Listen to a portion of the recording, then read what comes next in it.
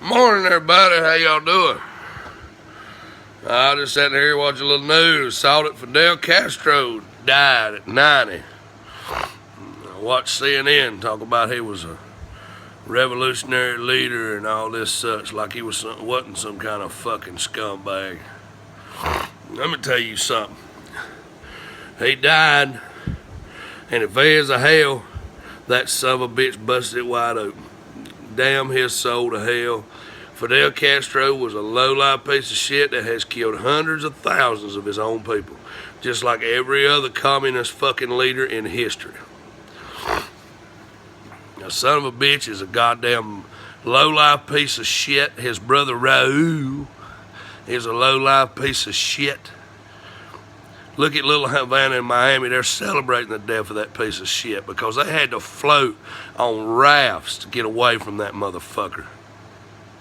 All those people, all through the 70s, the 80s, all 90s, up into now, up to the last few years, have been floating on rafts to get the hell away from it.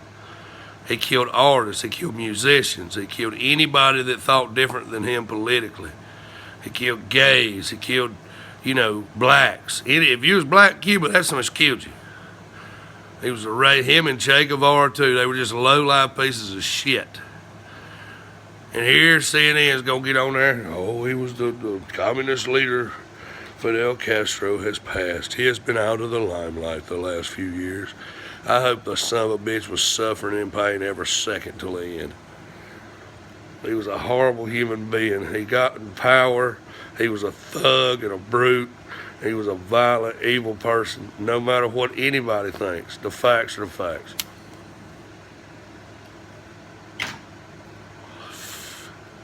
So, celebrate. It might not have been what it should have been. It should have been a bomb dropped on his head, but hey, you have it. I'd also like to bring up the fact that Barack, I care about the people, Obama, decided to go down there and bridge the gap with Cuba, lift the embargoes against him and all this other stuff. Well, naturally, because, they're communists and so is he. See, communism on paper is a beautiful thing because everybody works together and shares, and it lends to our, pulls on our heartstrings, I guess, and like it's some, it could be some kind of a utopian society. However, when implemented, the reality becomes that the people at the very top can savagely kill and murder and do everything because there's no checks and balances, because there is no Congress, Senate, Supreme Court. It's all in the great communist dictator's power, and they're all dictators. Show me a communist country in history that didn't end up with a dictator. Socialism, same thing. Look at Hitler. When we start asking somebody else to put the bread on our table, we're asking for trouble because you owe them something. It's a whole lot better off if we all just stay like we are, go to work every day, do the right thing, and earn your own way. Do you really want to be kept like an animal in a cage? Because that's what it boils down to. Would you trade, would you trade security for freedom?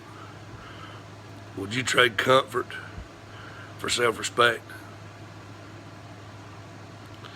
You know what I mean? Like Pink Floyd said, would you trade a walk-on part in a war for a lead role in a cage? So that's what it's about. That's choices we should make as a society. I ain't got a whole lot. I just want to say, all you fucking liberals out there still crying about Trump winning, suck a fat baby's dick, motherfucking pussies, fucking still protesting. Really? You ain't got used to the idea yet? I love it. Please continue to protest by all means. It just brightens my day to see you motherfuckers cry. All right, get up on it. Wish the motherfucker would. Let's go to work, bitches.